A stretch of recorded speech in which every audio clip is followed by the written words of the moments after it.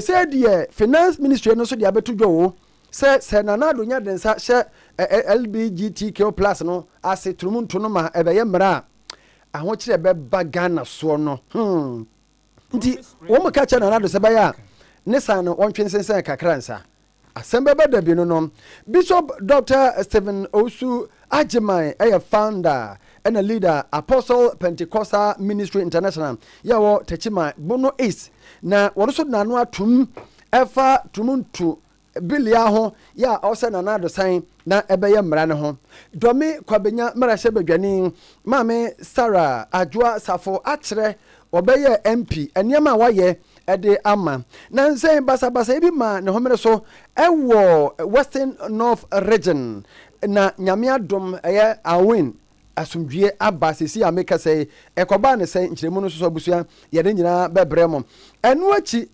aboso kan adwadefo chese owura lankodwo kyerematia na omdo pe no omotuom support ede ama ne sense na niswade hu na owoma wo no ebinsi da enna mrashe badwani a awo eye Sanaregu Honorable ABA Fuseni enso ede atudwa se wo ba be lady demonstration bi pa ha ma ye eno so ye demonstration pen abusafo nsam no de edoso papa de motie yi eye atifi nsam ankyeremu nyina ye de ba mene Joseph Amoten enenamo ena me ofase enso so eka ho Emmanuel Odro Korea ene ye samfo pani pa me de oduefo nana sabre pinaman nana penkra hen chiame enemy abusafo nsam no enkyeremu eniem Honorable Stephen Pambin Jalula ya woye MP ewo Pru West aboto mpeso so woye Deputy Minister Rose na wode atudwa se Ghana for ye moye belletie na ye henham ye mie yani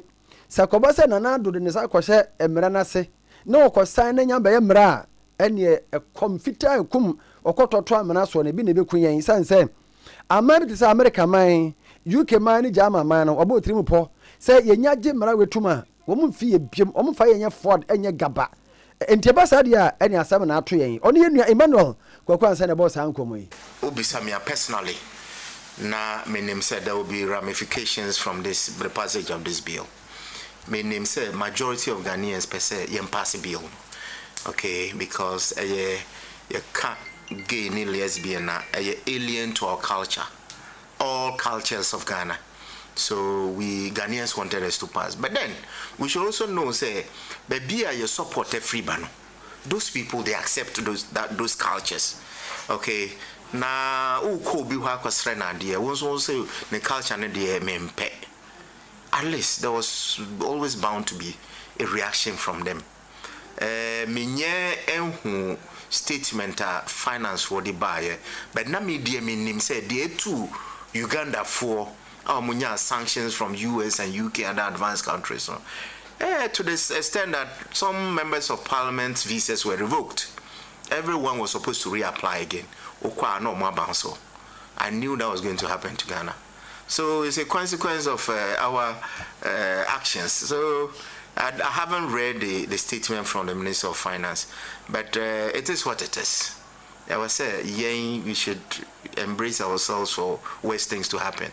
It's true. We get a lot of support from the US, from the UK, other European nations. Now say, omuni pabaha. Na so omo ye gay no seven producer. Omo ye gay no omo baha na say omo ye indulge in gay things. Omo be in prison omo for 3 years. So okay, it is sad ya yet one ye ma one bano. And ye say it is sad ye ma one mabium. Mundi mo ho munya de mo peno. Yenso ye de ho ye bebo mo pay asem. Mo de mo pay asem.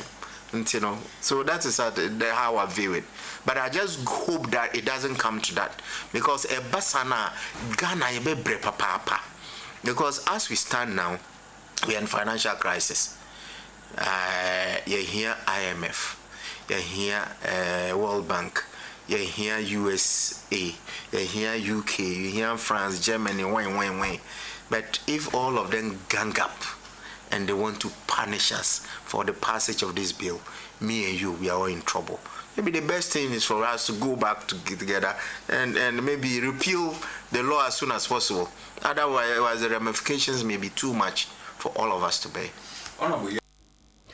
Enti abusafo eni amote yei eye honorable 7 Pambin na owie yo wasa kire mu biem se ohwe a sa atrum ntokura no enye sa afei na abawo ewo ho dadaada ade abeka ho an se yesi se yehunu se wo ye bia ye do bakwa akotumu nti sa ade a enye ntumu na abeka ho a amanfo ye dadaada kura. From this point of view, se na ye wo ye cultures amamre and our laws na so even our laws before the passage of this bill did not allow gay and lesbianism, and we were fine, isn't it? And and the only addition is a punishment for those who indulge in this gay thing.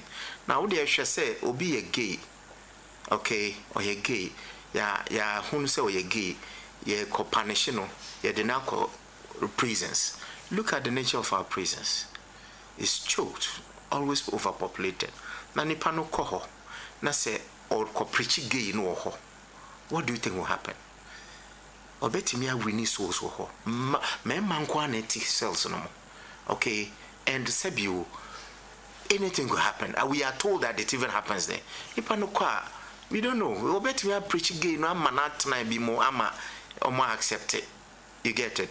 So we also have to measure it against the consequence of what the international community would do.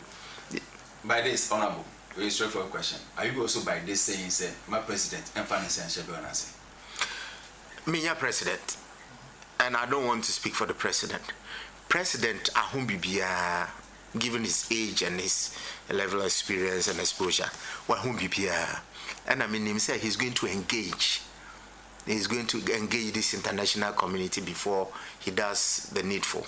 So me jidi say on him the mayen the ebe so shana ye on assente. So shana say ebe buaya obe assente. That's how I feel, because law na ye pass you know. We gauged the mood of our constituents because omo pese ye ye. So see obi abaso okay mo ye saying soon I be mo economy no ye mani ye we are withdrawing some be wu amu ye mfimo. We need to gauge all of this. Now the president in his own wisdom will decide whether obey assent now. Me mean to me nka say bia on assent and answer more assent. Me de ya pass bill now my president. The obey no onye. Enti emrano wo mu de gya ni na wo de ama na na do dan kwa kufuado obesan ya wonsan onsan a e wono anasem honorable 7 Pambin Jalula ya wo ya MP Prove West outside deputy minister Roads and Highways and abusa format nka no yeda so a wo abusa fo nturumuntu ene nsam ahodo a kokokko so fribra mrahye bedwafo eko trans tumu se he said ayachi wade o Ghana hanom no na founder and leader Emma Seventh-day Theocratic World Congregation Apostle Cardinal E.H. Agbalenyo and abusa forward to just say what tete se nanado eye pele bia na nanado a ye na dwe se won kosan a ono de beko Supreme Court na ashe nanado se on kosan wodi to dwara na asware no eye biblical year a new year and oja we so a odi we eto dwa esa asena ba ya fa shebem asena ba ifa ya fa shebem so free afia ye 20 2000 ni afia se bo de wu se bibi sa ebe koso ajo kata be na say ya aye fa January ye bo wo dot ye ba ifa that guy se ko koya ni ese ampa ene speaker of the parliament baggy any Ghana parliament was there to me say to mo no Ghana electuade so ba se be na bill no ele ma any achi pa ba ye ni be jabro so ma pe ni siri sa to asia ese adan dia ye me bata ya go go in Badesco as a what enye okobio e be se na be na e be se tie to white in that dem se Ghana dey but so I get to me there. You better say red, as a black that can. You are going to punish. And when I say, so the second call, and if I know you know, and you got the Ghana did premier editor. Any I'm friends of years ago. As you know, boating. So my penny and funny Sasha. The list can't club in the Caribbean. I'm a coin for talking. So my private children of what the idea. What one is out there? I say I was sit down and you go to me all. There was something wrong. After a marriage to me all. So my penny need to SC Ghana. Ghana want to me the SC. And this, yeah, Ghana. And a bene. I can't. I don't necessarily. Oh, yeah, my. I am my. Yeah, that's how I have one of us in the mini. And book. Professor Baku. That's a book. It was only said. You know me. And I knew about that. Yeah, Papa, I knew. So a man no more. The man who knew about who won. It was up. If the Catholic democracy, the other two are there. You have promoted the democratic governor. No, they were lawful, they were lawful, and they were right. And from a side to there, they are lawful, and they were right. And you must say it too. Abusafo ani a moti ye founder and leader Emma Seventh Day Theocratic World Congregation Apostle Cardinal E.H. Agbalenyo ena wakasen yeda so ewo sebe trumuntu a ekoso no mu ensema epiepie mu ben nene omanya so ye ahwe esika sem so de aba betudwa se sa trumuntu na yakogye atumu se ebe ya chiwade na be wuruka se mo Ghana ha uye bia yenche nkotumo no omo ka kire na nado se be ya ma on sign no neni kire ya on dife emfa kwa kire kakra o masem nyina ne se America ma na sori atia de ye no mo ninye ho UK ma na so ma ninye de ye ne ho Germany ma na so ma ninye ho ama bebre so ma ninye ho de ye no enna yesu yakopɛ mo afiri sa ma we ho edisabase na nado de ne segene chane sha asese si ye ya ene bibie no aye pa ye benya wo ede asam kese pa na beba enti abusafo ye ko ahoma ne so na ye ne eye Reverend Ransford Asante akwa kodi nkomo na sa no yentie ania abusafo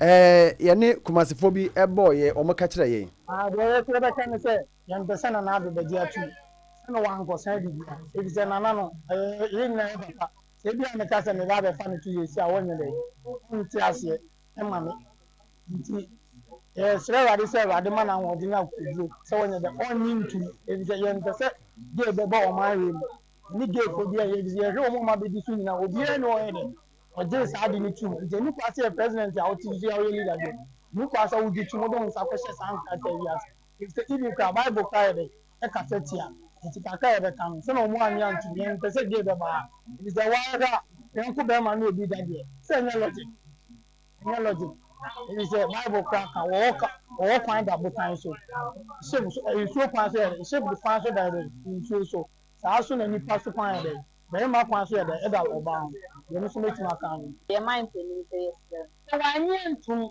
na wate Ghana ye ho kire me kom di ya Ghana for ye penisa e me kom ni ye me ho se yanso ye ya rather than so kwa jisika e mo ko fa ma so de Ghana for ye be ye di e be face and ye face mu di face e mu su di so do mu gomoria man ye ya e de bu kuhie e ba wo so to so re no ye mpese mu su ni bi o Ghana say ye rade mata yo so do mu gomoria no eti ye mpese ge di lesbianism dia eti e so man peni ma na nyema na so waje ba de nye makwata achia mountains adadua na ye bibia no ntuo ya ya pass na gu no so eti ye mpe bibia ma ne ko de makom ne ye sere no na ye tia kwakom de dada the Bible akasa fa won say gay ni lesbian the Bible akasa fa won dia there's no right say nowadays and why we be jitum say you might be an lesbian you dey me say won che ya na ya ma won che na be e ye adwumade ya ni ma be ya no gay ni lesbian dem ma o house bemo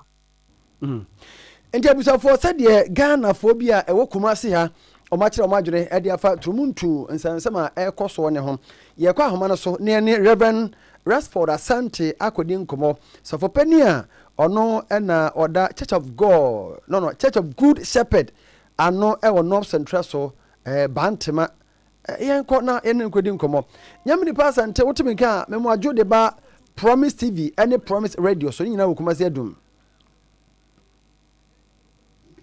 Yo, nyame department kan. Me ton kapa. Yo, ye da se papa. We de nanu amrase bedwafo kogye tu mu se abeye chiwade wo Ghana ha se obi beye ntrumuntu ene ema ne ma be ware ne sa ne ma nyina no. Kasa bebre na eba ho. Enne finance ministry na mu de abetu dwa se mana nado ensan sesi ye wontwentwa ne na ase. Osan sesi ye ya emua ewo se America for ne UK for ne German for de maye no ebete kama esa ye ho be kire yen. Wararoma bibi se no motia muhu ne sen makoma ye mo sen. Mentia wa ko mentia wa tifo ne fa su da mo twide. Na nsem we de. Enti finance minister pastor chere say. Omai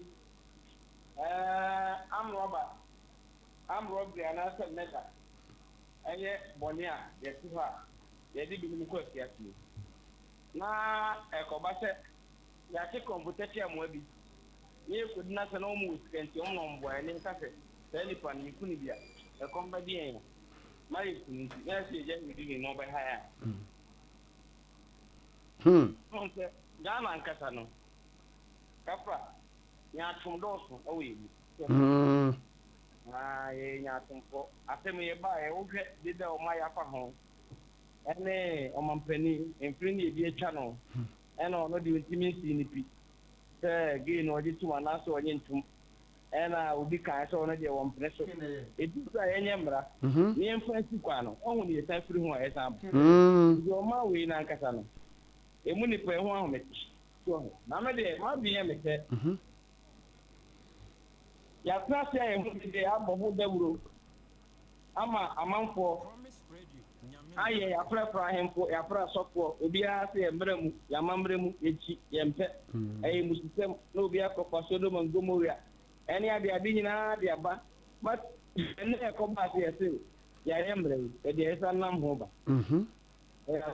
me de ma biye me se ma se bi da kwa emo abrofo ne de omuntimi nkan kire se won na mo bi sika bre eni e de ma nti ade a mo mpene enam sika de mo di tinchira onye de ete ukobro ni ko na akọwari minu a sa ye de otu afiase na ye nti be ke bi aka to mo se ye mo ti samara na mo wale minu bra mo ye ya na bi nyina ne se owo etwampa no na de o mani aka tere no se o man mu a ti bi ada ne amanyesem ye ne etie men ene ye beti age to we ho ye de ye man eto ba ye se aban no onye yanyi sika ne mfa mu a yese ye ho tire izo ho tire no obi di sika bebro dia ene yese de so won sa so obi ene me mfa na pampam yese yen pese kombade ye dia yanyi ntum se abrofo no mo di sika ye o mu man yeso yanyi sika ne mfa nye man ne ye man obi tim be gire ko so de me o mpede tinjina ye enti nyame nipa wo hwe de wo mo kekan ni de ekokoya o mampani obenya akokoduro asan ade yi nenyi the free baby na finance ministry na be ka tem we ya omo shi mo bi share ba menyi ni se ebetinya ban sa fi omo share mere we di aba ana o hwemu yi ansa na ordinance ba sha ase ana o yi se ana me ka Ghana enya aso no ani ade na branch ndi ade ne ko parliament wo no ye fa so for ni ayen ko mon ka jom se hu nya munya yentra wota ya sika aye symposium ahodo lectures ahodo ati adunche na so mo wie azubade ko ese speaker say you must say kwa wo yo bi na so on tiase a ana ye bi samra na pese ye di ni pa ho agro na nkofo city bomti ma se bedwafo bebre brand ye so mu suro omu timi nya ba be ka jom se bi omu ye bi obi pass comment kakaka na ye di aba na ye di ama no so afei emra ne ko ba wie ya no man pedi di se be shase a bebe bi omu ne na mo de ko nyame nipa na eba se ya asofo ne akristofo nkremofo mu nyina mo mpene so mo be ye bibi amo mampani ehun se mo so mo support no nti won koso nsan ana ye nyina be tratra ho se ya na ye ja abo mampani so ai mi ra na nse akra no te se kan ko ta so ni kwa ka conference ko yi o mo de ba so ma ka tle ni se obesan o hemu ya nsa na wasa inampo ene bi amre ye ba on preso na tumne we mu no ene yentimi nya tumne we mu ene mi ye ni apre ege any lesbianism in one manner. Milia, you may say I want to say, and yet I have one and pap, but the decision who nay and you may say. If you know, I use what I call, and I'm calling my inside saying, Some more day no a day, yes, I'm ready. And I said, your phone will my ship if you want. On better on what you're to Ghana. Nagana, or Ghana, the bone. Next, I said, no, and with the end, I'm Yes, na sebe ya fona test ka bete e dia man ko ko mo say sa tutu yen kwa ye bu no a be kakra bi a ha be da letlen ana tina na na do ka say o ma galam say enkoto no sam na sebe ya ko ko ye dire bi echi ama na ye say sa 5-10 years to come hen ye be didi obi ye ni ge ya so no so o pe abrabo mo ne wabo sabe ne to say na order dem no huna mane so no bebre eso ya mo die die wewe nya tum no e de to ma we dim eno na e bo gana nyame ni pa ibadase na de wasi abre ni nti ye bekwaso adi ho nkomo daachi bia na so me da mini yani Reverend Rasford Asante ene di nkomo yi head pastor Church of God Shepherd North Central so Bantama ene busafo wakasa fa ho yi ye da so awodrumuntu na mu na uko ahafo mantemu a deputy regional chief imam any Ahmed Muhammad and what they are to just say semra shebedwafo asusu se obi ye trumuntu a na so twen no anya hwekra no asukra no mfinhia miensa ado so kra no mfinhia num yemfa no kotuma wonde o ka ne pense esua enka be ni pakro no yen hye de homa na yen koni mfiri wiase kra de friend poto kasem say death by hanging. The Yakupon Sion Pen, as a son of boy, on the name de Ayama non qua, enter no born na Adam, a boy and a how a mass and a year, or man and member, one memon, or bought a manqua, or boy boot, say, young warrior, name for walk and Corada, and not if you are any astronapa. I didn't see na gay.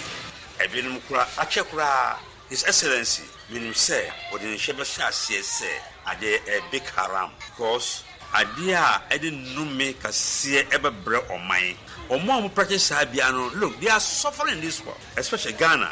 Yes, cooking, the government is making every effort to trash it away. Galamsey and yet government is making all effort to stop it. Samson gay swar MPs Adiatu say Enyema, so far as Nyamese and Wallahi, they should try. And the word you might enter a Monsignor say, or be a young handle cry, they shouldn't give him 3 years in sentence. Or be a practice be me one of the Council of Elders to the presidency, and Kamosu say, His Excellency, me papa, me offer, Nana Akufado, and Ka, Yen San self, or be a best Sabiano, any parliamentary, young hang on your pro, Konyamichi, Yamempe. Abusia ani amuti ye owura Ahmed Muhammad ahafo regional deputy chief imam na waka sen trumuntuna na ene yeguso ayede ho kasebo abasan se de nam ho apaso ani obofo no enti kasebo a anwumere ato ne din de kasebo according to trumuntu ene de bramuin Bishop Dr. Stephen Osu Ajeman ono se founder and leader Emma Apostles Pentecostal Ministry sorry international account e watachiman ye wo Bono is region ono so de atudwa se ma wo bi nkogire ba bi nkoka se obi ye trumuntu na ye se ya kye ne ye kogele na ye tietia ne fa ahodie so ena wo ne fa ahodie se wo se to ye trumuntu ne nkro ne ba wo so bi kasa mon ka che se wabodam na wo se ye nyina no ye di pressure si na do so pa na ni kire ya wo san na ebeye mra adeba amara na fiase na se na o be shemi for minnie bia ni bi mania won na wa asema that is bia media mi nya so mfa so enti se o mind bit mission o mind be ya di we no sika na ye moawa yes ya e no be wa onu o na o de o share to ye so on ye se ka no fo enya ni tv ni nyansa sa je na e ba ni ta e be kai kwa ya asa be fa man ya na dia because o man bia na dia ma tumi into bi mu na dia na ma tumi a o tumi fa kwan bia za tumi ni fi you could need keke o se sa wuti keke ne nko ade a ɛyɛ sɛ saa mmara n'aba ne mmom sɛ bɛtumi asoma ma no gyina ɛne adeɛ obi wɔ no ɔka sɛ ɔno ne right enti deɛ ne kɔkɔ ne right no me right obi no right mmara no me right sɛ ne mpa adeɛ nti ade kɔkɔ na yɛsua de sɛ paa sɛ ɔmanpanyin no mmom de nyina kyia to sɛ me nso masa na naapɛpɛ sɛ yɛwu ade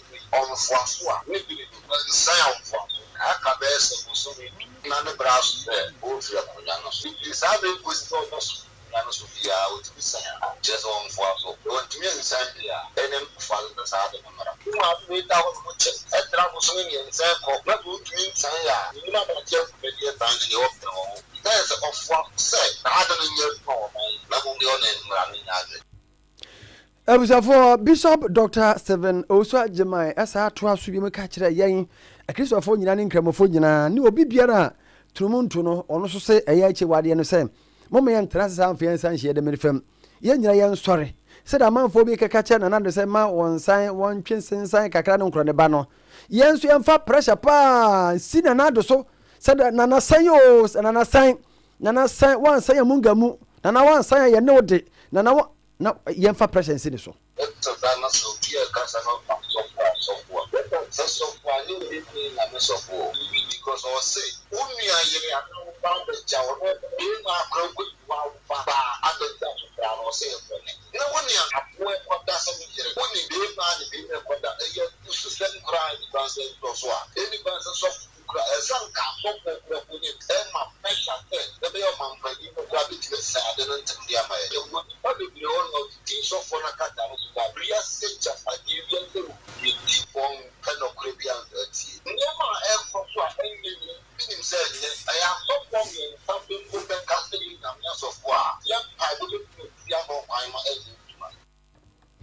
Ania Mutiye a Bishop Dr. Stephen Osu Ajimaya or founder and leader Apostles Pentecostal Ministry International. Sorry, what Chimai Bono is region and waka saying Mame Sarah Ajua Safo a Yamrasibani El Dome Kwabenya Abatum Peswaso na wacheche mu akamfo abano anama wotu ahodo bebre emu bi eye sede waboa ama omen atentrene koyie sense wasisi koto adan bebre baby ajaje fo betena wasisi bebre baby adwumayefo ya omo ya adwuma watemuafo aso eye judiciary no omo tretra wasiesie omo office bebrebe wase koto adan kra no na do ba ye wonye ye mfinsia nso nie no aduesi anso 67 echese atentrene da nakoma so. Mr. Speaker, my contribution is on the message as delivered by the President in his SONA for this year. So I urge my brother to consider it as such, and we are thanking him and highlighting some of the things that he spoke about or highlighted when it comes to the administration of justice. I believe strongly, Mr. Speaker, that there are three arms of government. And every time in my contribution, I have said that under this government, which means you can't form a government without the three arms of government. So it includes the legislature and our efforts in it. And I think it is from that angle that the President also captured it in his State of the Nation's address, that it is very collaborative and the three arms of government work together, Mr. Speaker. Mr. Speaker, on page 8, as I stated earlier, the President indicated that 67 courthouses had been inaugurated.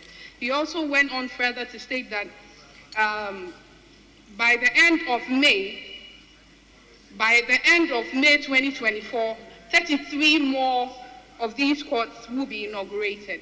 Mr. Speaker, being a lawyer of 22 years of good standing, Mr. Speaker, I completely appreciate this initiative. Na mame Sarah Ajua Safo ewieye no ena mrahye a owa Central Honorable Abdul Rashid Pelpo eso kasaye wonde de odi aban ne ho ya pa se aban no mo no moden ya awurukasem ene enema basa ekoso ochese insecurity esem no okan wo se akosoro eno ena ama odi aban no ho ya no ama otwamfoni kire se de esiko. I listened to the President, and I appreciated the fact that he was talking so much about security. In fact, he dwelled on the need to have security in the ECOWAS sub-region, and then he particularly was expressed his anxiety about the fact that countries are embarking on coup d'etats, and which he rightly termed undesirable, undemocratic regression, and need for Ghana to support ECOWAS to overcome these things. Mr. Speaker, this is only about the fact that we are so much concerned about the external security situation, which likely can have an effect on Ghana, but not having an effect on Ghana right now. Mr. Speaker, what about the situation in Ghana, the domestic situation, where in the last elections, 8 citizens of our country were shot and killed? The president never apologized to anybody for what has happened, never visited the families, and it's still as if nothing has happened. Mr. Speaker, and getting to the end of his term, he had an opportunity to say something. We expected him, after he talked about the need for us to have free, fair elections, to begin to recount of what happened in the last elections and to assure Ghanaians that this would not happen anymore. Mr. Speaker, he did not find the need to say that. I'm very concerned about that, even though I think that he may have thought about it from a political angle, which is unacceptable. It is important for the president to acknowledge the fact that there were lapses in the way we organize our security. Abusafo eni a muti ye eye wa central mrase bedwani